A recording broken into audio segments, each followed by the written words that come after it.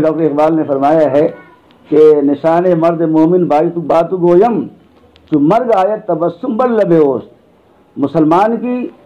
مسلمان کی پہچان بتاؤں.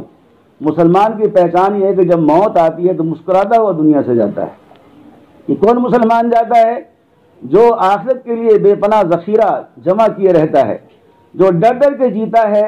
اور نافرمانی سے بچ بچ کر جیتا ہے، اور کبھی زندگی میں کوئی داغ دھبا گناہوں کا لگ گیا ہے اس پر روتا ہے، گڑ گڑاتا ہے، بلبلاتا ہے، اور اللہ سبحانہ تعالیٰ کی پاک بارگاہ میں آنسو بہا بہا کر گناہوں کو دھو لیتا ہے.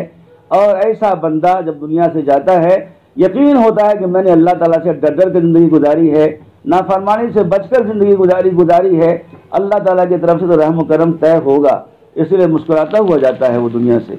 اس لیے ہمیں بھی جب عمر طبی مل جائے اور 40 سال 60 سال 70 سال کی عمر میں ہم داخل ہو جائیں تو لازمی طور پر دنیا سے بے رغبتی پیدا ہونا چاہیے، اور دنیا سے اور دنیا کی آلائشوں سے اور دنیا کے جھگڑوں سے آدمی کو بچ بچ کر جینا چاہیے. اس لیے کہ موت کی منزل اب قریب ہو جائے گی، اور جب موت کے بعد ہم 2 گز زمین کے حوالے ہوں گے تو بڑا بابو کا نہ تو مکان گیا ہے ان کے ساتھ،